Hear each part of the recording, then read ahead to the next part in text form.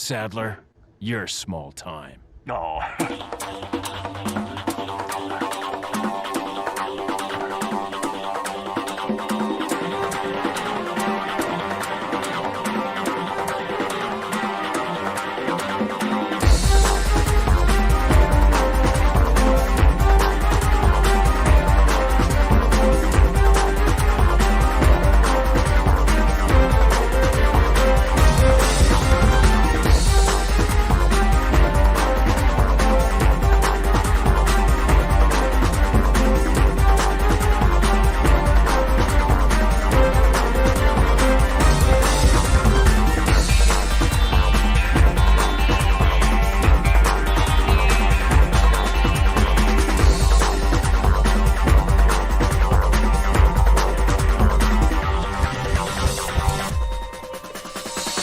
Well, Blizzard certainly stepped in at this time, didn't they? Again? Yeah.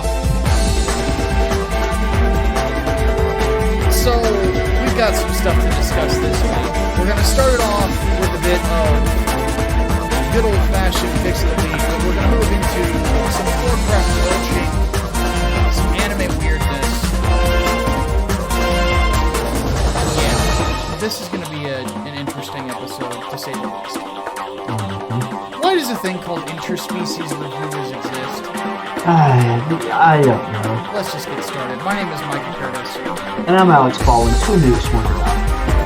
Welcome to Micah and The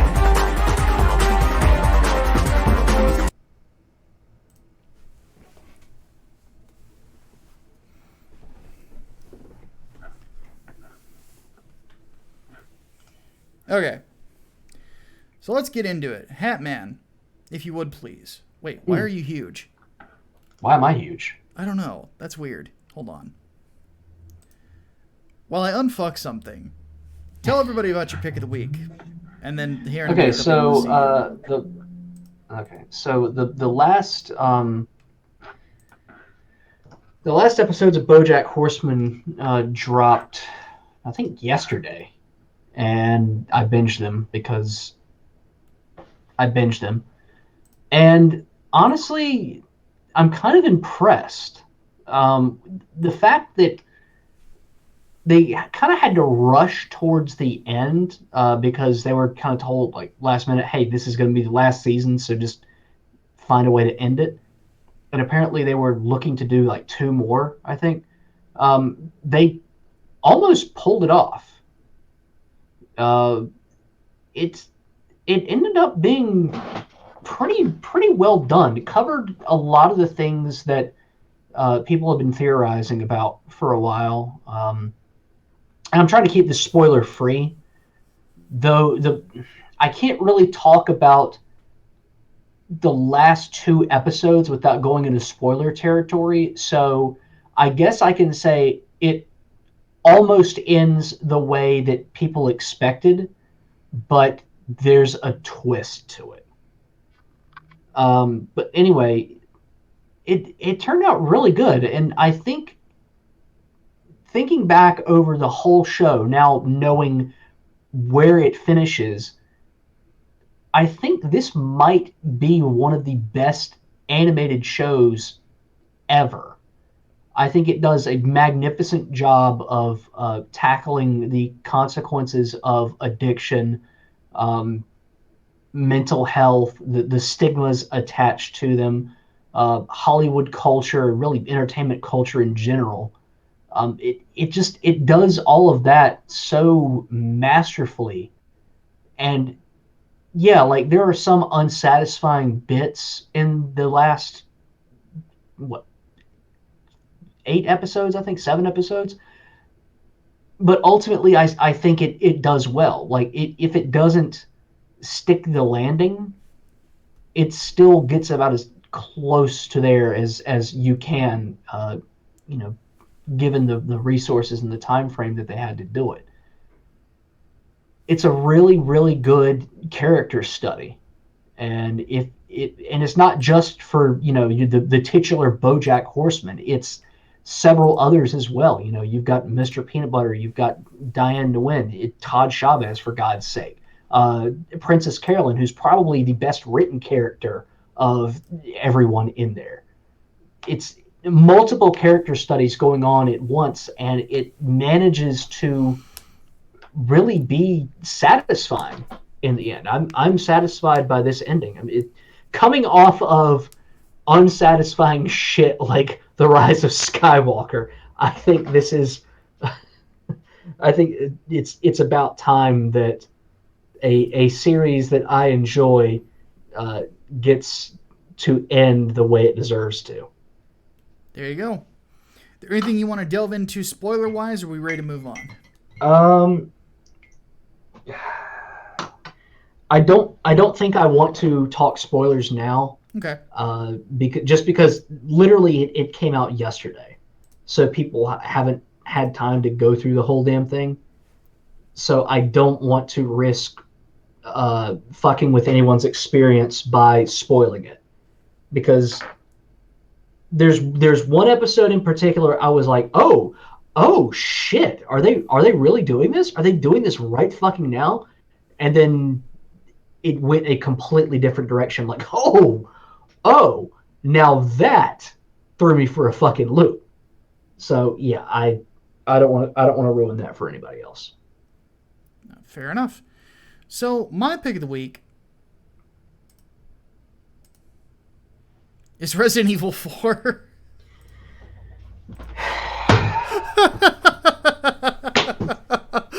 Fucking Leon. So for those who don't know, I have been retroactively working my way backwards through Resident Evil games. And I'm going to stop at 3. So, the reason being is I kind of want to remind myself why exactly we started to move away from horror games in Resident Evil and more towards action things. Now, Hatman, do you know whose fault that is? Leon S. Kennedy? Yes! It is another thing. That is fucking Leon's fault.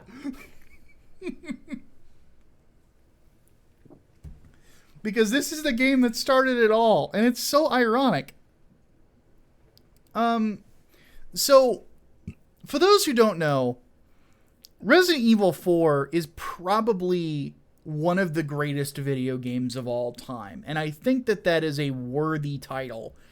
Also one of the most influential, because this was the game that really popularized, more so even than Max Payne did, the over-the-shoulder third-person shooter. In fact, well, Max Payne didn't even do over-the-shoulder. It did just, the camera was pulled back. And this perspective and Resident Evil 4 in general inspired games like Gears of War and several other third-person shooters, and basically changed that subgenre and made it viable in a way that Max Payne could not. And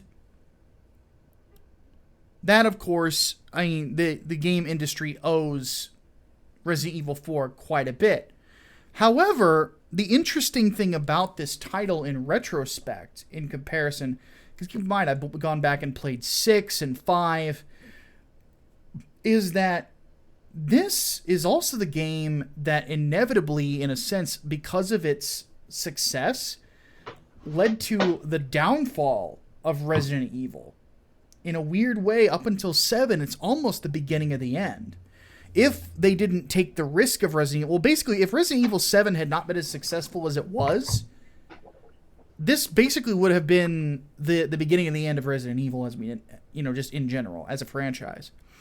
It's crazy to think about, So, the story, everyone knows what it is. The version I played was the most recent PC port, and I modded the ever-loving fuck out of it to have super high HD textures, making it look really, really fucking good. And storyline-wise, I mean, this thing is schlock. I mean, it's a B-movie sort of story with corny one-liners. Leon Kennedy is a fucking idiot. But he is a badass. which is kind of funny. He really is the dumbest protagonist in all of Resident Evil. And at least I can't think of one that's dumber. Hatman, is there one that's dumber? Protagonist of a Resident Evil game, mainline series. Are we counting Resident Evil 0? Yes. I think the only person that would come close would be Rebecca Chambers, but even then, she's really... young and naive? Nah. Yeah, that's about it. But she never made a decision that led to a genocide. No, she did not. So, yeah, Leon still wins. So, which is it's sad when you think about it. But anyway, it's still a really fun game, though. I'm very glad that the current PC version updates the control style to be closer to Resident Evil 5's, where you're using dual sticks. The action is still great.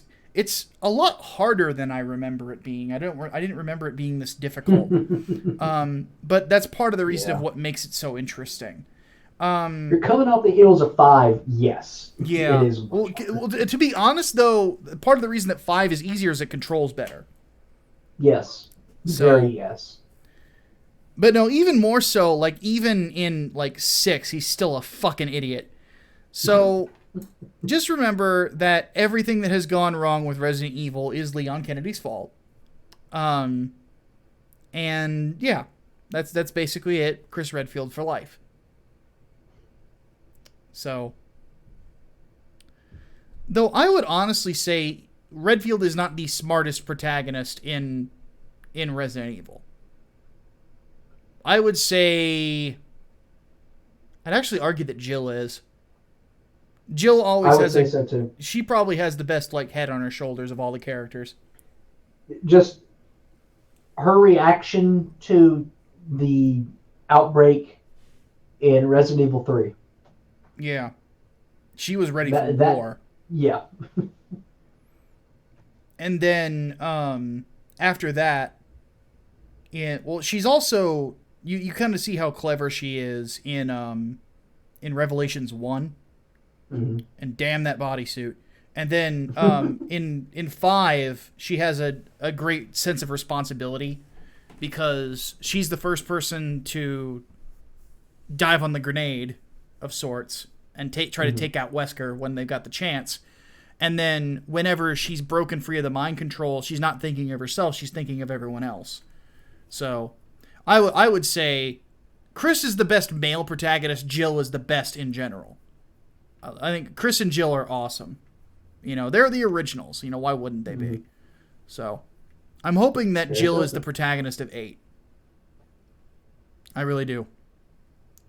Oh, and a quick question before we move on. Why am I against a Resident Evil 4 remake? Don't you think they could fix the story? I don't want the story to change, fundamentally. They could make it a little bit more serious. But I don't think that it really needs a remake. I think that it's still good as is. In fact, it's great. It plays fantastic. It's got great tension to it. It's got some legit scary moments too. The fucking regenerators. All I have to say is that people know exactly what I'm talking about. The regenerators are one of the scariest Resident Evil enemies ever. You know, I think they almost. I think that it's hard to pick between them and the Lickers. With normal enemies. With bosses, it's Nemesis, and it's not even close. How about a remaster? Well, the version I played is the remastered version. So, yeah, the one you can download on Steam right now is a remaster. You can also get it on PS4 and Xbox One X, or Xbox One.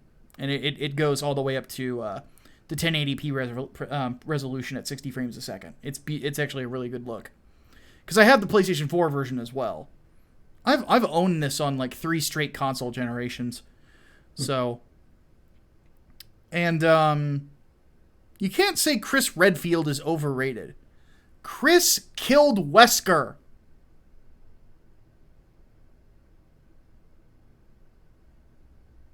Well, his was the shot that killed him, but Yeah. he and Sheva. So, like Leon, no. the only other boss feat that I would consider quite as impressive is the fact that Jill killed Nemesis by herself. Mm-hmm. And oddly enough, Wesker's kid physically, like, one-on-one with his fists fighting the Ustanak in 6 and winning. He beats the fuck out of that thing. Like, he's apparently as strong as his dad is, which is scary when you think about it. You know? So. But, and again, you also have to keep in mind, Leon actually does need help to move boulders. Chris Redfield does not. That should just say, like, he's ridiculously powerful and strong. So, all right, let's move on. So topic number 1. Hatman, what happened with Blizzard? What'd they do this time? They stepped in it. They fucked up They fucked up the remaster of Warcraft 3, and people trying to get refunds for it can't get refunds. Talking about it on their forums will get you banned, and they fucked it up again. Also, apparently, this version replaces the original Warcraft 3 on your hard drive, so you literally can't fucking go back to the original Warcraft 3 and play it if you've already downloaded this one. Yeah. This is kind of scummy. Yeah. I mean, it's just another chapter in the book of Jesus Christ, stop fucking releasing broken games. Like, stop releasing games that are clearly unfinished and then expecting people to just deal with it until patches come out. That's bullshit. It's greedy. Stop it.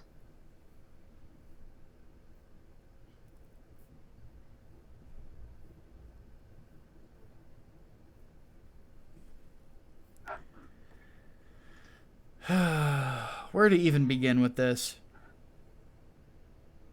I don't know. I'm seriously wondering if Blizzard is just half-assing it all the way at this point. If they're just expecting, WoW and fucking Overwatch to pay the bills for them. Because it seems like that's really where their focus is. The two big moneymakers. Either that or they've gone full Activision, which at this point, I don't think there are many arguments against that. No.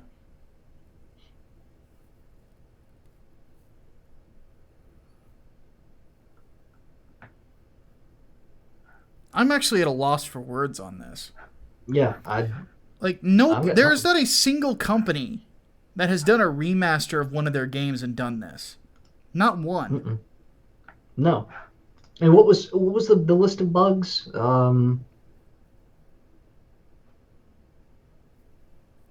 General glitches, online connectivity issues. Oh, well, that's Diablo 3 fucking... Don't remind me. Yep. Issues connecting to custom campaigns. Cutscenes are missing. It's clearly unfucking finished. Yeah. So Eric Kane over at Forbes says, the answer seems fairly clear. Activision Blizzard's fourth financial quarter is almost at an end. 2019's Q4 report is scheduled for February 6th, which is next Thursday. That means even with a delayed release of January 28, 2020, the game's first week and a half sales will count towards ATVI's net sales and profits. See, again, that's more greedy fucking shit that we've seen out of Activision and fucking EA. And Ubisoft, too, to a degree. We saw what happened with Assassin's Creed Unity, for God's sake. Yeah. But fucking like, stop doing this. Stop releasing games before they're fucking done. Like you don't take a goddamn loaf of bread out of the oven before it's done cooking. Jesus. Jesus.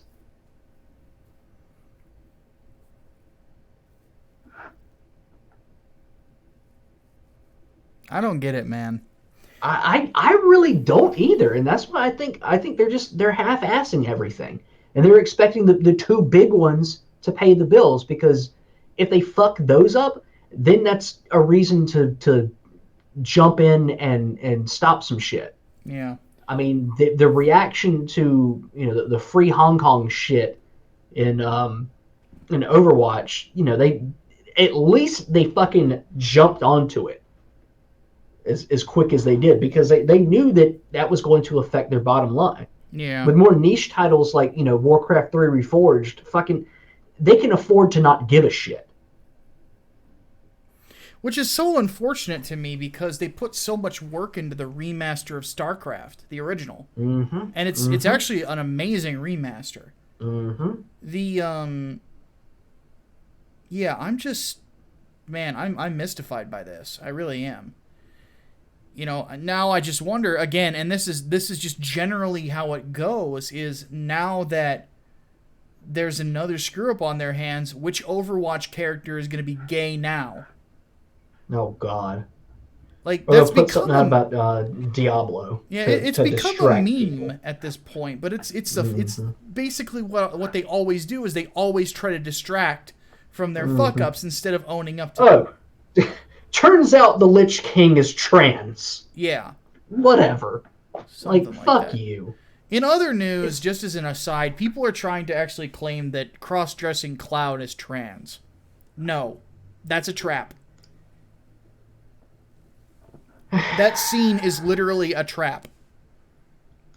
It is Cloud being a trap. The goal is to trap a person.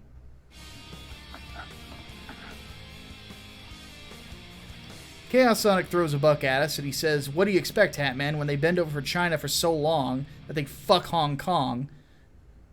China is the strongest nation ever, every time when you get paid by 10 cents. It's a fair point. Yeah.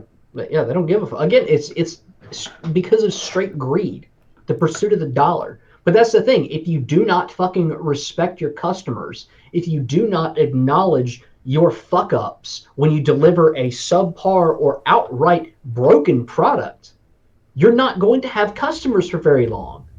That's part of running a business, is good fucking customer service. And if you don't have that, you're not going to be in business for very long. Yeah, exactly. It's not difficult to apologize and fix the fucking problem. It's not. Yeah. All it costs you is your fucking ego. Yeah. They make it so much harder than it should be. They only do it to themselves. So, all right. Let's move on to the next topic. What even is this? What am I looking at? I can't fucking tell you, because I don't know. So fucking Funimation has decided to pull a series called Interspecies Reviewers. Why is this a thing? I don't.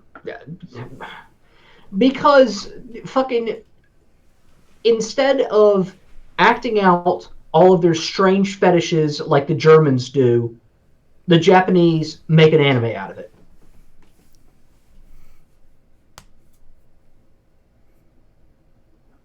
That is my only fucking explanation.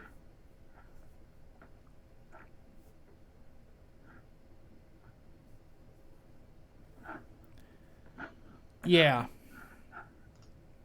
So this exists. And apparently they banned it. Now, what was the Okay, so Funimation pulled it from their streaming service. Their statement read, quote, After careful consideration, we determined that this series falls outside of our standards. We have the utmost respect for our creators, so rather than substantially alter the content, we felt taking it down was the most respectful choice. So instead of censoring it, basically, they pulled it all together. And it just started. Like, it premiered in Japan on January 11th. So this is brand fucking new. And if they did not understand the contents of it, then that's on them.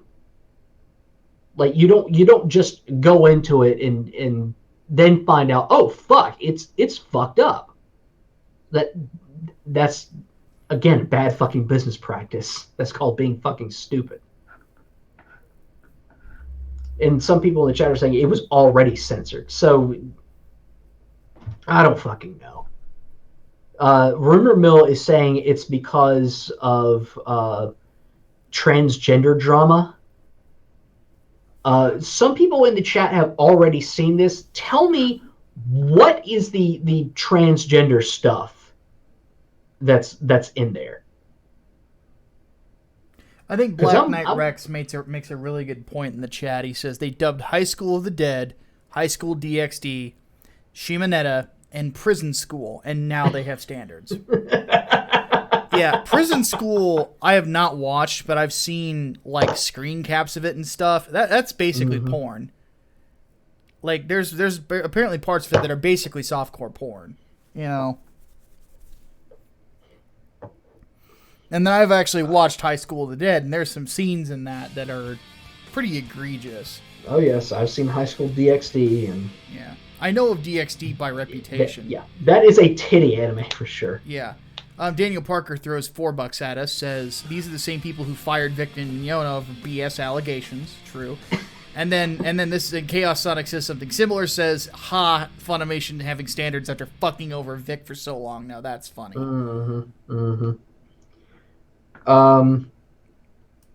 So Torin90 in the chat says, the reviewers took a potion that turned themselves into women and had sex with prostitutes.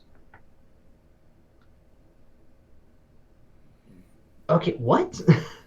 Also not transgenderism. I'm looking at some shit saying like it's because of traps, tricking straight men into having sex with them and then getting beat up when they find out. Also not transgenderism. I am really wondering if this is a result of some people just bitching about it. But I can't find any evidence of people really bitching about it. So maybe it was something internal? I don't fucking know. I don't know. It wasn't, apparently it was not to do with anyone who actually was part of the VA team for it, because one of the VAs literally had an AMA on Reddit and straight up said, I have found out that this was canned while doing this AMA. None of the other VAs knew about it either. Oh, wow. That's impressive.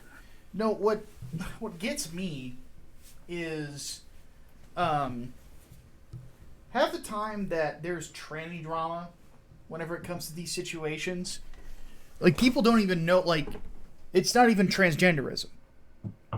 Like, it's either traps or it's cross-dressing or things like that. It's like, that's not transgenderism. Nope.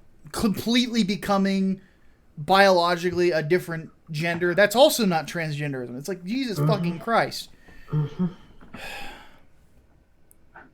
Ugh.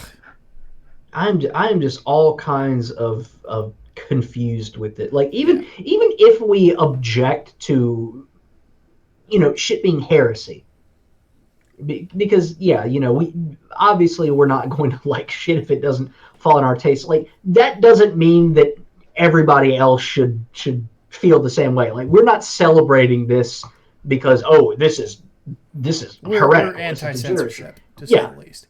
Exactly. So this is bullshit. You guys deserve to enjoy your anime titties and your degeneracy. Yeah, do whatever you deserve want. We're only going to silently judge you from the sidelines. Well, sometimes not so silently. Yes. But sometimes we're going to openly mock you because this is weird. And sometimes you will force us to watch it for money. Yes, there is that as well because we're whores. So, yeah. But anyway, yeah, I don't want to look at this anymore. Let's move on to the next topic. Yeah. We might have found the one thing weirder than dragon maids. All right, so to close this out, last topic of the day. So SNL is mad.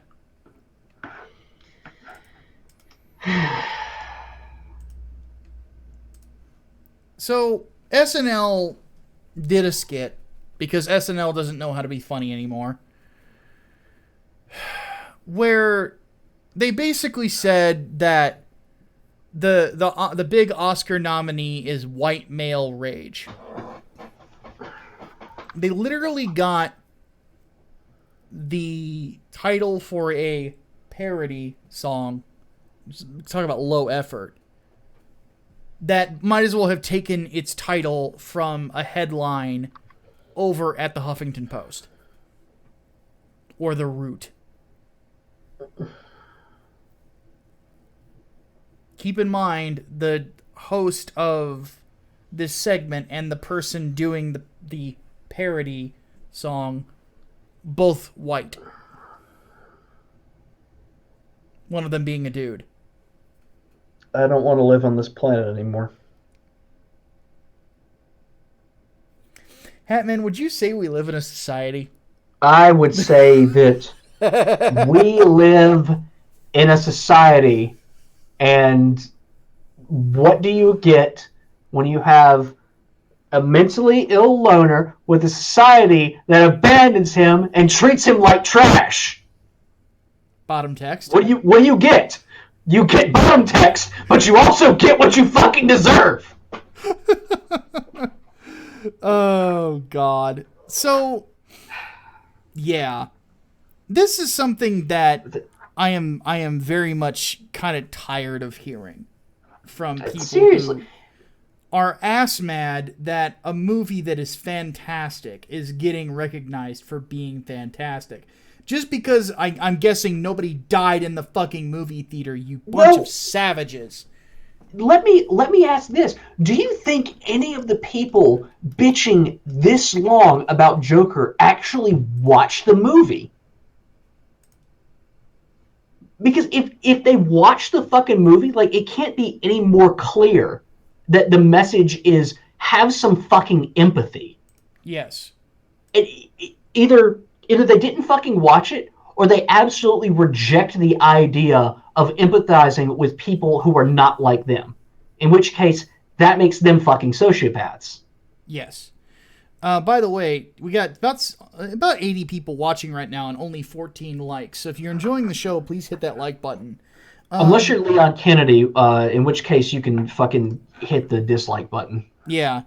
Jesus Christ, Also, Leon. fuck you. Stop perpetuating genocides, you blonde bitch.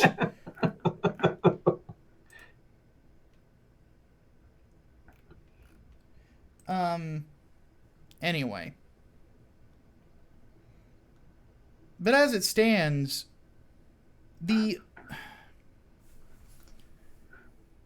I legitimately think that, because all the people who are complaining about this are huge lefties. Mm-hmm. I legitimately think that a lot of people on the left wanted people to die over this fucking film. Yeah, I think they were begging for it because they wanted their narratives to be confirmed, and they wanted the fucking payday that would come out of the clicks for, oh my god, a movie caused a riot, a mass shooting. What? Yeah.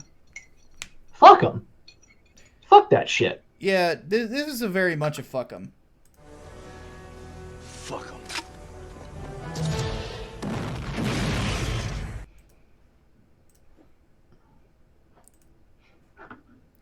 And then Holy Ninja donates $9. It's time for some cringe. So we've got Emperor text-to-speech and some cringe, but we will not be putting our grasses on yet. No. Needless to say, I think that what really gets me about all of this is that you're gonna sit there and make everything about race, especially. It's like, this is what one of the big criticisms of people on the left has been over the last 8 years. Is that they actually they tell people to practice empathy, but they don't actually practice it themselves. Whenever it comes to criticism, they don't listen to it. They immediately try to cordon you off into some sort of a pigeonhole so they don't have to listen to you. So they can put you in this group so that you don't have to listen to what they're saying. Here's my question. If the Joker was played by a black man in this, would suddenly people's opinions change? I think that they would. I honestly think that they would. If this was a black lead and it was directed by Spike Lee, this discussion wouldn't be happening right now. But because Joaquin Phoenix played a comic book character and the story is legitimately about how a monster is created, suddenly there's a fucking problem. You act and not to mention, these people, they act concerned before the movie comes out for human life, and then they act dismissive about the message of the film afterwards. So which one is it? Do you legitimately care that these sorts of monsters are created, or is it just something to dismiss with a bad joke? I don't think they fucking care, because as soon as someone passes or turns a certain corner, they lose their right to be humans. You don't get to empathize with them. You don't get to ask the questions of how did they get here. It's they are a monster. They are an animal. They must be destroyed. And you've seen this. This has been much more blatant since 2015, 2016.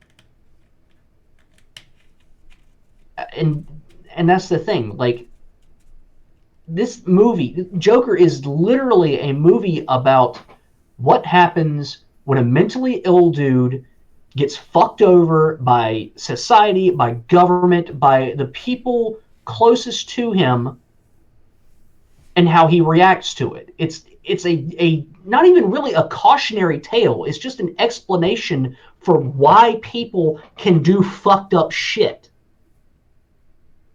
But because we ask the question of why and how, that's somehow heretical. You're not supposed to ask why. You're not supposed to find out what brought them to this point. You're just supposed to hate them and do whatever you can to ensure their lives are miserable to the point where they don't show their faces again. What does that fucking accomplish? Something between Jack and shit. Something like that.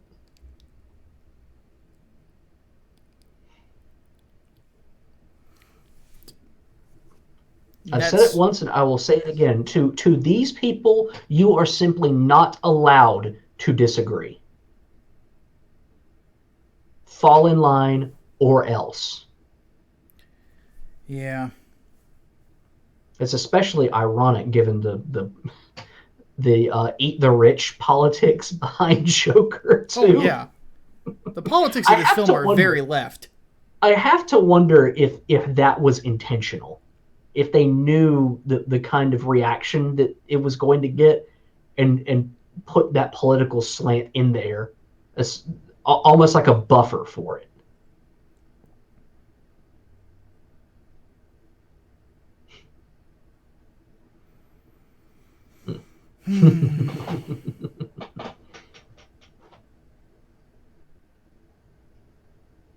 Now I want to watch The Dark Knight. So, watch Joker and then watch Batman Begins and watch The Dark Knight and tell me what you think of them. Well, the problem is that the Thomas Wayne in Joker and the Thomas Wayne in Batman Begins are so radically different that I couldn't really do it. They appear radically different, but remember that Joker is an unreliable narrator. That's true. That is very true. That's why I kind of want a sequel to it to be called Mr. Wayne and show Bruce's perspective of the whole situation. That'd be very interesting.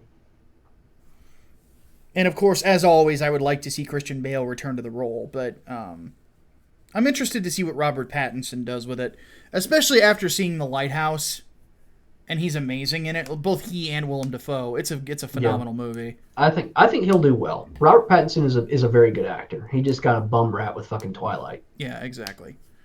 I mean, and not to mention, Christian Bale did Newsies.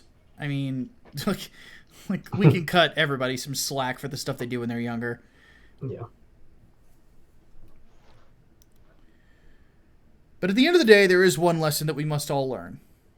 Never rub another man's rhubarb.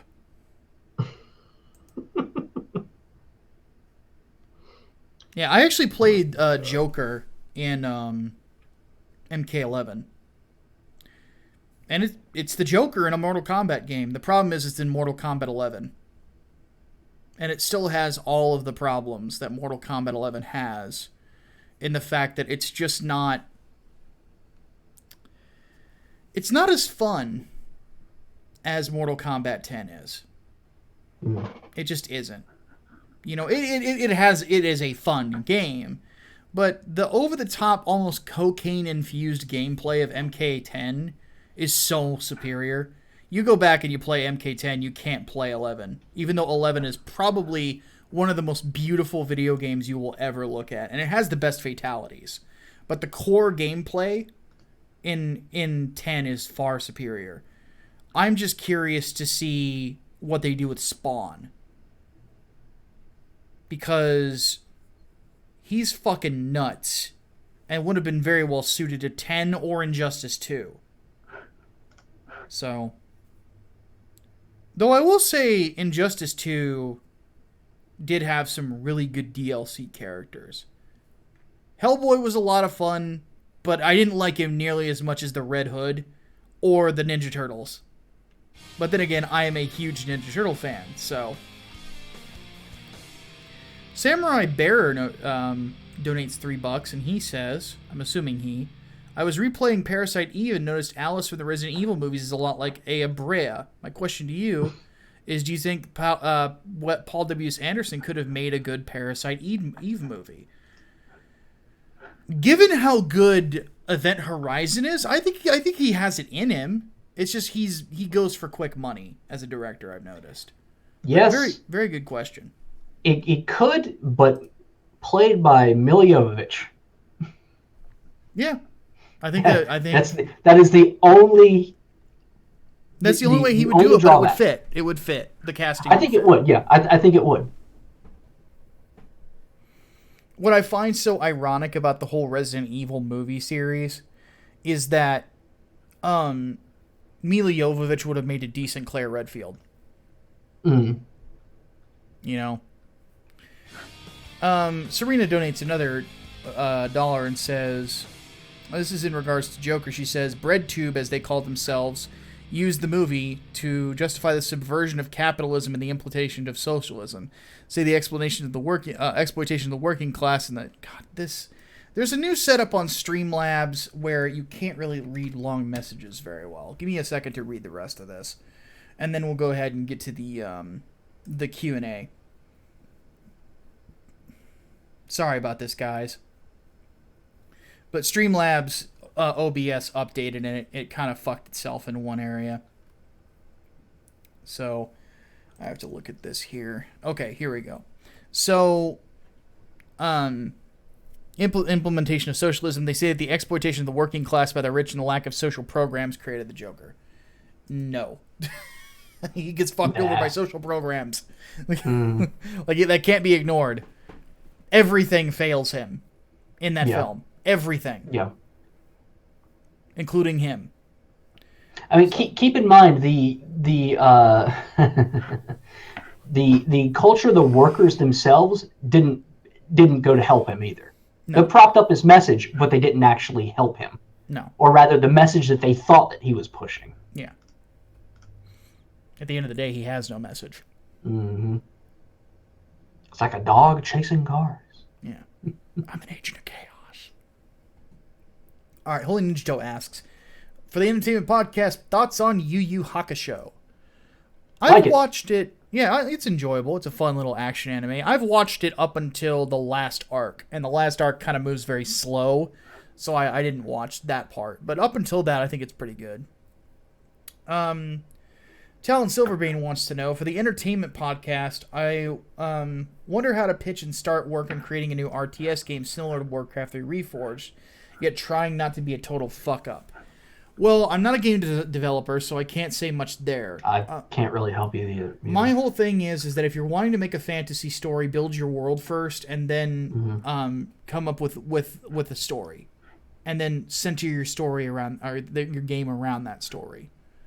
And if you ever do get to the point where you want to put together, you're developing the game and you need a writer, you can always hire me if you want.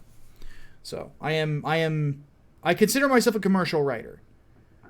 And I also do consulting work now on crowdfunds, so something to keep in mind. I will do prelim editing work. Yeah, and then proper editing work too, but that's about it. Mm-hmm. And then Punished Alistair wants to know, who would win in a fight, Rambo or John Wick? My money would be on Rambo.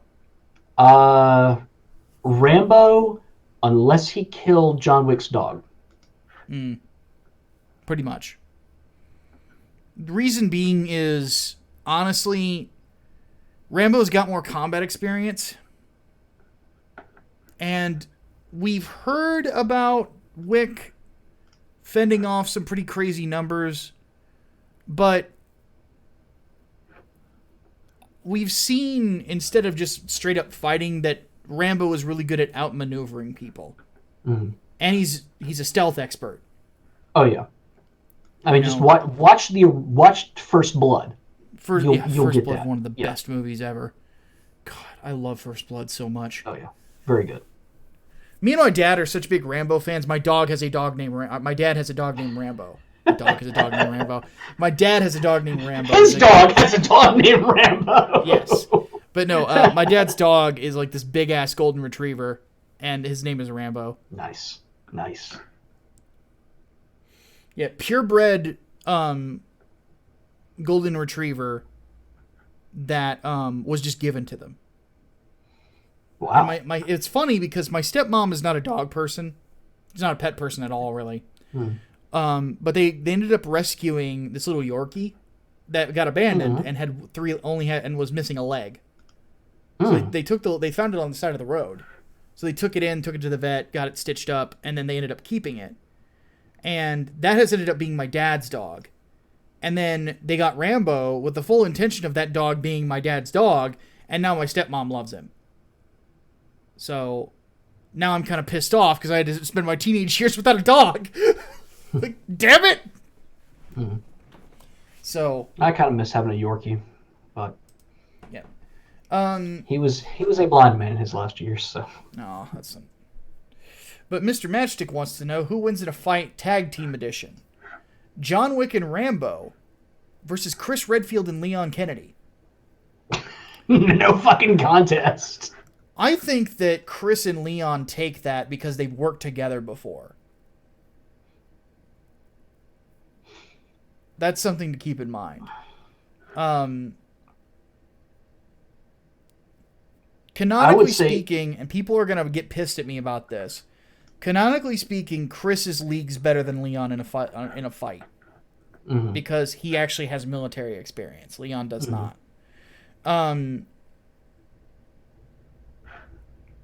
Police training is something. Here's something to keep in mind, though. Chris Redfield, again, is strong enough to push a fucking boulder. And he has punched people in the head and their heads explode. If he gets his hands on either Rambo or John Wick, both of whom are much smaller than he is, they're dead. Rather quickly. Because you also keep in mind, Redfield is strong enough to snap a human being's neck with ease. You know, he can... You know, he is ungodly strong. So, yeah, my money's on the Resident Evil guys. Not to mention Leon can fight like John Wick, too. I would go the opposite. I think based on the kind of shit that I saw in fucking the latter two Rambo movies, I think Rambo and Wick would be able to take it. I think they would actually be able to overpower Chris Redfield. Just he would be the one. I think also they'd be able to take out Leon Kennedy fairly quickly. And if they do that, then it's a 2-on-1, and then really it's only a matter of time. I think that the one thing that might make me change my mind, it would depend on where the fight takes place. Yeah, that's true. If it's in an open field and it's just 2-on-2, I think that the Resident Evil guys take it. Mm-hmm. Mostly, and not to mention, you also have to keep in mind they're also younger. You know, they're younger and faster. Well, that's the thing. Now you have to ask the question: Are we going with old Rambo or Rambo in his prime? Yeah, exactly.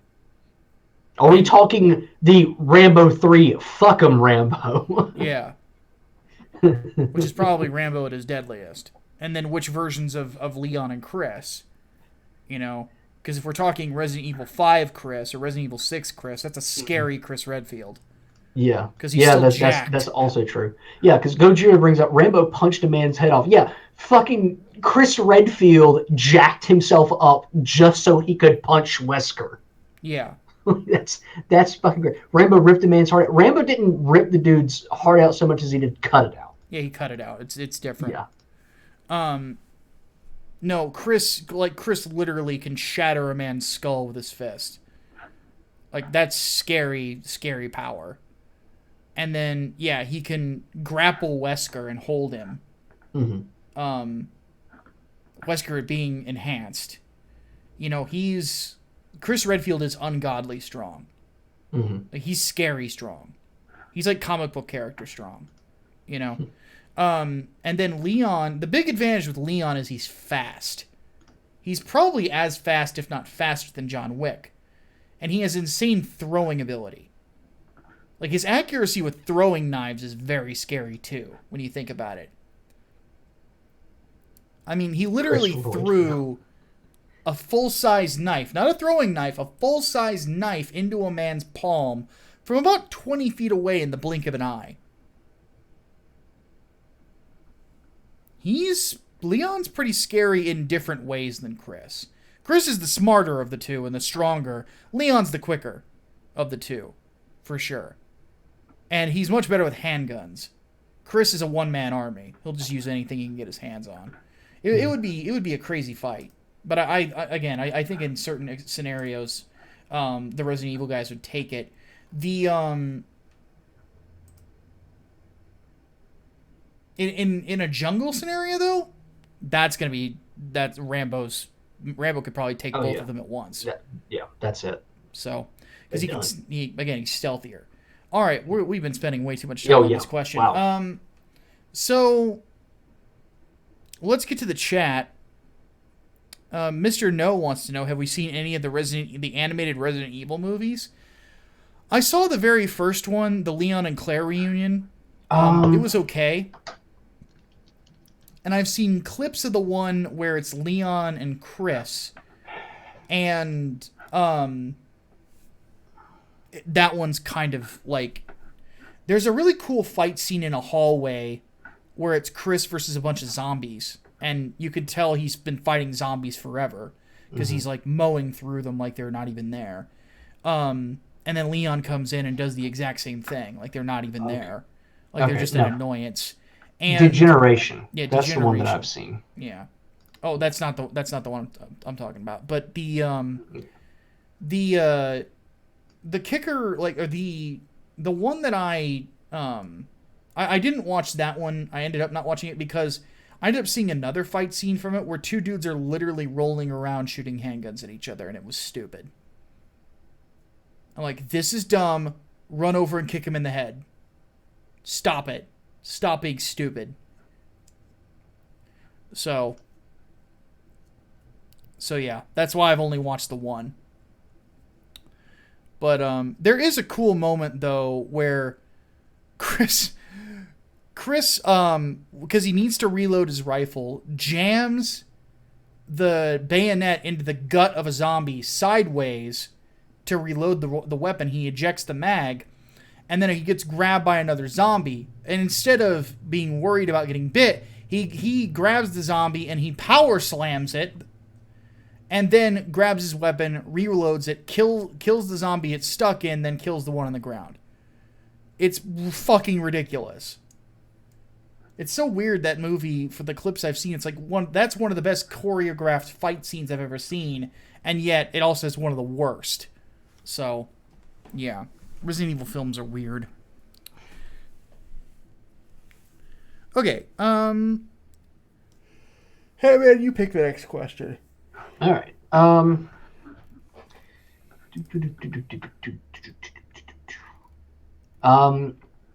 Kuba's Revenge Home asked, did you hear the rumor about Wonderful 101 getting remastered for the Switch? Yeah, that's a Kickstarter campaign, I think.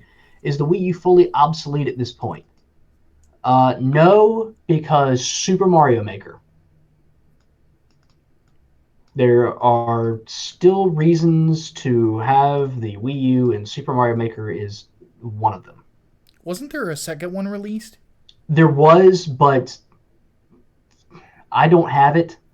But from what people who have played it tell me, it's not as good as the original. Really? That's surprising. Apparently so. And they had one on the 3DS too, but you could not share levels. Like, there was no Wi-Fi sharing. The fuck? Yeah, makes no sense to me. Mario 3D Land, that's one good. That's a good one too. What else we got? Hardboiled asks, speaking of Joker, you mentioned you're looking forward to a sequel. What in particular would you prefer such a film to be about beyond Bruce's perspective? Well, that's it. I mean, if we're gonna do sort of this Elseworlds Batman universe, and we have an unreliable narrator, I want Bruce Wayne's take on what happened to his father. Or maybe even a movie about Thomas Wayne. You know, either way, call it Mr. Wayne. And I think that would be an interesting thing. You know, I think that what you find with this sort of scenario is that Bruce is obviously going to look at it way different. His worldview is going to be way different, but we don't really get where Batman's sense of justice comes from. You just know that he doesn't want to kill people. You know, even the Nolan trilogy just kind of glosses over it. He just doesn't believe it's his role. You know, he would rather just bring people to justice and then let the courts sort it out. You know, he basically wants to be a cop because the cops are unreliable. You know, but it doesn't really say what that is. But the interesting thing about it, and why I would like to see it done, is because you can't really talk about Batman's moral code without talking about the culture that the stories are brought up in, and that's American culture and our sense of justice. You know? Like, that's generally what you would have to do. You would have to get into this sort of Lockean philosophy on why exactly Batman operates the reason that he does. You know, what brought him to that decision. You know, because I am not of the opinion that Rachel Dawes' like one conversation with him is enough to make him realize what's going on there. You know, I think there has to be more to it. So, I kind of feel like that's one little gap in the Nolan trilogy. That's fairly significant, but it doesn't really matter by the time the second movie comes around. But yeah, that's my general perspective on that. You know, I would honestly like to see that. I would like to see the business end of Bruce Wayne, you know? Why not?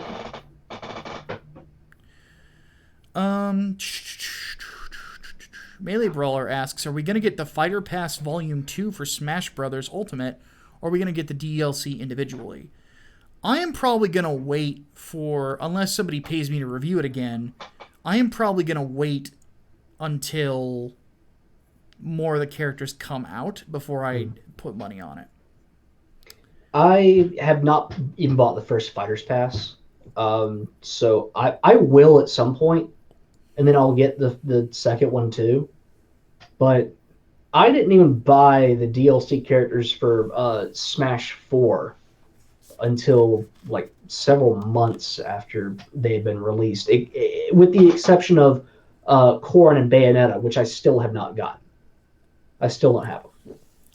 So, yeah. Yeah, my whole thing with it is that they're gonna really have to bring it with the next pack for me to really want to invest money in it. I'm still very bummed out about them picking Byleth as their final character. It's like Fire Emblem Three Houses has been out for a while. You don't really need if you're doing it to promote Three Houses, it's not. It's very poorly timed. It should have been the first character, not the last. Somebody pointed out to me also that they had said the DLC fighters were going to be from franchises that did not have representation yet. Yeah, that's kind of what stuck in my craw. Fire Emblem definitely has representation. So now I'm really kind of wondering, like, if Byleth was basically like moved up and replaced someone else, and the reason why they're doing a second Fighter's Pass is to get that character that Byleth replaced, and then do a couple more like fan outcry characters, if you will. Yeah, I'll be honest. Like, the only way you would probably get me to pick it up would be if it was like the lineup was like it's 6 characters, right? It's the each pack is five characters. I think it's 5. Okay. So yeah, the only way you could really get me to invest on it would be if it was like I don't know, Doom Guy, Shantae, Geese Howard, I didn't say Dante. Yeah, Dante from Devil May Cry, and fucking, I don't know. Put fucking the Minecraft dude in there just for shits and giggles. Nah. Or Goku. Put Goku in it. Why not? Let's do not give in to those crazies. No, what is it? What is it? Oh, Volume 2 does have 6 fighters. Okay. Oh, it does. I guess. 6. Oh, I guess the 6 of the first one technically would be Piranha Plant. Yeah. Put Geralt in there. No, not Geralt. No, put Solera Vestora. Solera should be Ryu Hayabusa and somebody else. Like Sora from Kingdom Hearts. Sora would be a good one. Sora would be perfect for Smash. We need a brown girl. we need brown and fat representation in Smash. Fat princess. Put fat princess in Smash. We said we wanted Shantae. So there's your brown girl representation. But no, I want I want Solaire or Artorias in Soul Calibur. That would make me buy Soul Calibur 6. Like, instantly. Like Geralt being in there is cool, but I'm not a big enough fan of Nier Automata to like for 2B to really be the thing, despite the fact of dad ass, you know. Kratos for Smash, but he say Godzilla in it. Oh god. A Godzilla stage would be cool. Oh god, that'd be awesome. That'd be fucking awesome. Rayman, yeah, I want Rayman would be good too. Chun-Li, I guess that it's not fat representation. Characters. I put her in as an assist trophy. It's not fat characters. It's a fat ass character being represented. But no, in Soul Calibur, like I want Guts. Damn it. That's the one character, by the way, that everybody fucking wants in Soul Calibur is Guts. Everybody wants him. No, put him in Mortal Kombat. He's much more suited for Mortal Kombat. There's one problem. You can't kill the guy. Man too angry to die. This is true. This is true. So I support Godzilla for But yeah, like, everybody wants Guts, like, in fucking Soul Calibur. Because he's the most Soul Calibur fucking character that you could think of. Like, and they put in fucking Haomaru. Like, you already have Haomaru. And his name's, what is his name? The boring-ass samurai character in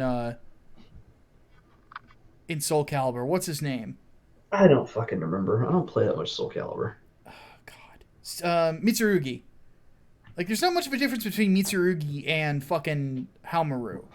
There really isn't. Like, except that Haomaru's a Ronin. That's it.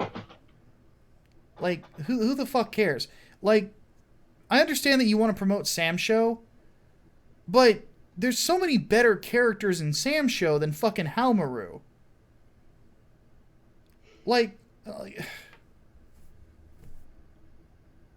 why not Nakaruru? Why not Charlotte? Why not I've got it. what is his name? I already forgot. But anyway, you know what I mean. I've got it for Smash though. Who? King. Like King? Tekken King? Like King. And Armor King can be one of his fucking alt costumes. That would be badass. Not to mention, there's no Tekken representation. They'd never do it, though. Harada would put Jin or Kazuya in there. Or Heihachi. Well, they probably wouldn't do Heihachi because Heihachi's voice actor passed away. Well, Heihachi had a costume.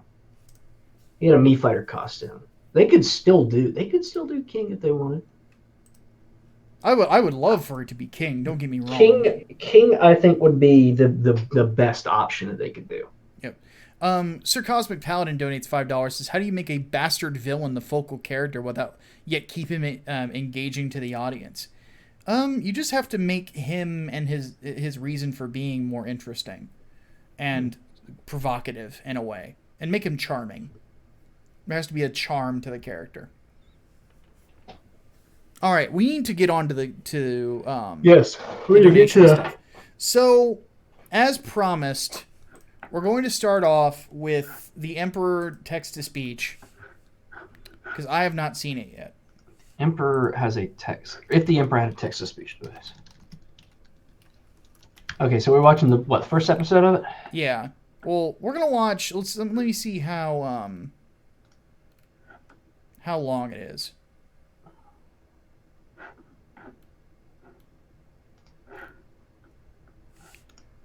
If we're doing episode 1, it's about 5 minutes. Okay.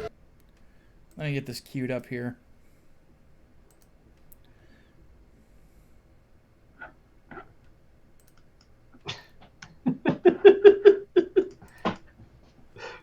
Fucking Mika, if you want fat ass representation. Hey, that's actually true. She is canonic. She does canonically have a big butt. Her ass is huge, and it's awesome. All right, let's get rolling though.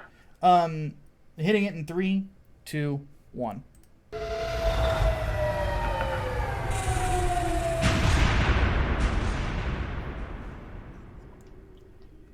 I really do hope this works. Is everything prepared? The text-to-speech device has been implemented, Custodian. It appears to be functioning properly, unlike your feeble flesh. Most excellent! Our glorious Emperor will be capable of conversing with his loyal subjects once more. And I shall be the first to speak with him. Oh, I could just take off my... No! Calm down. I restrained myself for millennia. I will not let this legendary moment be ruined. Well, just as you promised us. Quiet, you!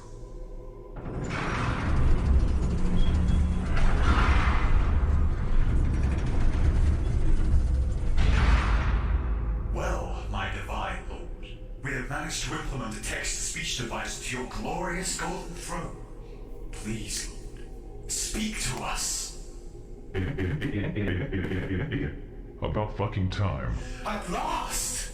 our glorious Lord command us once again. I have so many things to complain about. First of all, why do I only have a fucking glass eye on one of my eyes? Is that really necessary? And what is with these ultra smirts that I keep hearing about? Wait, are you referring to the Ultramarines? Oh my lord, they are some of your greatest warriors. Well, that certainly fucking explains it. It seems like their baby blue heraldry have earned them a most righteous nickname. For that matter, I always thought they looked terrible. Do they still have that fucking toilet seat as their insignia? Yes, they do, my lord. They even honor their Primarch from Englewood. Oh, well, alright then. I always thought he was the greatest of my 20 Primarch sons. Well, that's excellent, my The lord. greatest little derivative pile of blueberry pudding pop fuckery that has ever graced the surface of this shitty little galaxy. Is he still alive? Barely. He was almost killed. He's currently in status back in the Ultramarines homeworld in crowd. Cut his life supports and tell that stupid fucking Smurf village to fuck right off. Constant uninterrupted chatting is driving into my skull as if they were the immensely sanctimonious love child of Tinnitus and the jackhammer. Man of a million ripped out nose hairs are but a tender massage compared to this inexpressible ultra torture. Well, Black Templars for life, by the way. can do. But at least we still have our mighty Grey Knights. I never created anything called Grey Knights. But, my lord, they are the greatest of purging demons in the Imperium. They're all psychers, and they come up with the most glorious ways of killing the enemies of man. Why, at the you. Bring in the Dread Knights! Oh, greetings, my glorious Emperor. It is an honor. Oh myself, what the fucking fuck is that stupid ass thing? It is the mighty Dread Knights! That is the worst thing that I have ever fucking seen ever. If I still had eyes, I would require someone to deposit promethium-infused floor cleaner into them. What terrible, terrible person designed this? The arcane technology of this marvelous machine was discovered by the Grey Knights and is held secretly from all inferior Astartes chapters. We are The exterior design, I believe, to be personally designed by the Grand Master of the Grey Knights himself, Caldor Draco. He is the mightiest of the Grey Knights. He is currently stuck in the warp, killing demons, pillaging demonic villages, and vandalizing the Chaos God's property like some kind of glorious rascal. He has even written a name on the demon Primarch's heart. For the love of all stop signs in the galaxy, cease and fucking desist. What in the fuck? That is actually very cute. Look at its little legs and oversized body. Adorable. Come to Papa you. What? Wait, no, don't! Yes. This is funny to me. Well, my lord, I don't know about you, but I feel this is the start of something absolutely glorious. Shut your face, you fucking banana. Yes,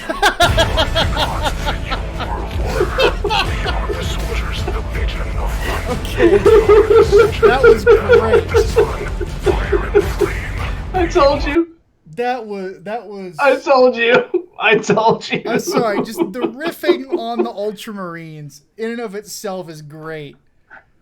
Holy shit! That was. I told you.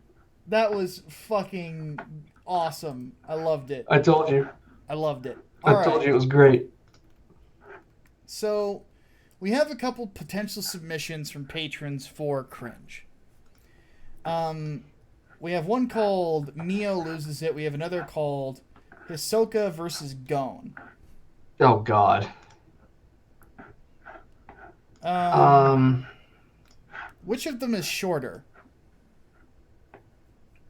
Well, let me find out.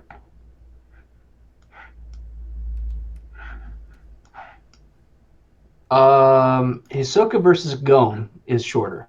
It's only a minute 22. That's what we're going with then. The question is this. Okay. Is this safe for work?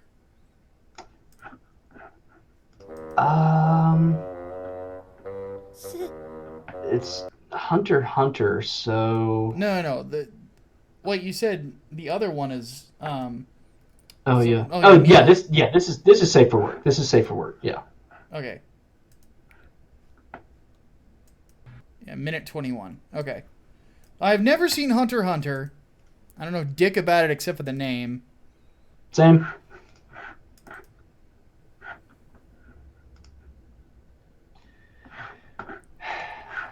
All right. Let's do it. Yep. Hitting it in 5, 4, 3, 2, 1.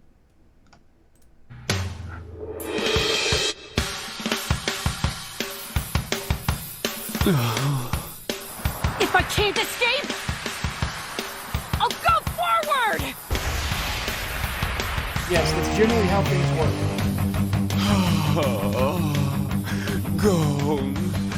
Go! I spy with my little eye something starting with gay cloud. You're so very good. Those eyes, that look, that spirit.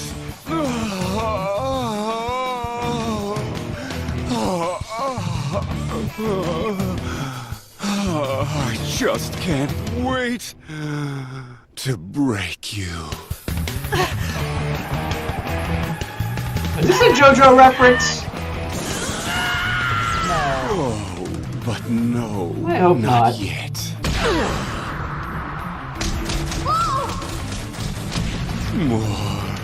More, until it's almost ashamed to destroy you. Oh, no. This is Grey Fox. Until you've matured. Look at him go, Pop! Until you've reached soaring new heights. Patience. A vicious assault!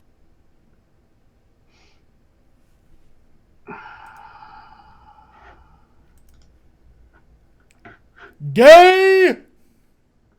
Yeah. I reiterate.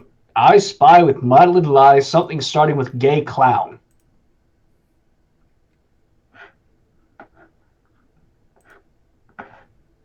Yeah. That was very dumb.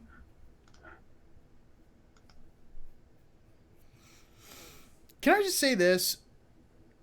I think that the only like masochist character that I've ever seen in anime that like actually really like creeped me out was in Ichi the Killer. Mm. Which, are you surprised that I've seen that film? Because people were surprised that I've seen it. Nah, not really. Yeah, I was like kind of surprised. Like I was surprised by people's surprise. You know? Because it's like, I'm kind of a gore hound. You know? Mm-hmm. By the way, I was actually legit, and this is going to be something, I'm not doing an official review of this whole thing until I get to watch the first 2 seasons of the anime, because I saw the 3rd one. I'm actually disappointed with the Netflix Baki the Grappler. Because everybody's been hyping that up for me since Englewood was first put on Indiegogo. Mm-hmm. And I watched it, and I'm like, not really that impressed. Because the arc basically starts out with these 5 guys on death row who are coming for Baki, because the titular character, because he's the best fighter in the world, right? And then none of them actually get finished by him. They all die from different people. And it's just kind of like, these guys are kind of bitches. So I'm going to watch the first 2 seasons of it and see if it's any better. Though I will say that the dub was good. It was just like the overall story was just not quite there. But something about what's his face, who does all the voices for everything. Why is his name escaping me? He does Wolverine, not Cal Dodd. Steve Bloom. Steve Bloom voicing a badass karate fighter that is bald and has one eye and is basically the short version of Sagat is oddly fitting.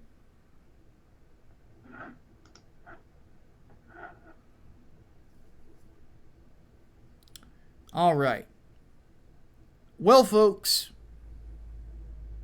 it is that time. It is very much that time. time for us to bring an end to the podcasts for the week. I kind of don't want to, because today's been pretty fun, oddly enough. Needless to say, I think that of the years we've been doing this, I think this last like year and couple of months has been like the best shows we've put on ever. You know, and I think that we tend to get better as it goes on. You know, I think we found a way to make the news just much more entertaining and you know, stuff like that. Hopefully everybody in the chat had fun with it as well. If you did enjoy it, please don't forget to hit that like button. And let's go ahead, and for those of you who are watching in replay and those in the chat right now, real quick, Asami Ryuji Yamazaki just donated $5. Let me read his thing real quick before we take off. He says here, the original Baki the Grappler is really good. Also, his name is Dopo. Yes, Dopo Orochi. He's a bad motherfucker. I liked him quite a bit. But anyway, completely forgot what I was going to say. Oh, I just think that, you know, we're kind of at a really good... Oh, no, what I was going to say, for those of you who are watching the replay, and those of you in the chat right now, go ahead and start putting in your questions for the Overflow. Tag Brainbox, he's the one getting them. But another thing that we're curious about, and we would like to hear your guys' input, is whether or not we should monetize the channel. Because when we hit 1,000 subscribers, we got more than enough watch time to do so. Here's how that would work for those of you wondering. We would not turn super chats on.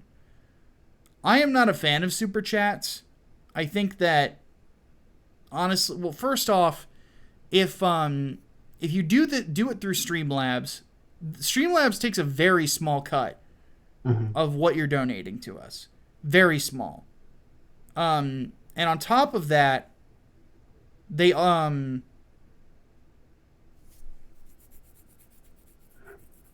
on top of taking that small cut, they also they're delivering that money to us direct, like immediately.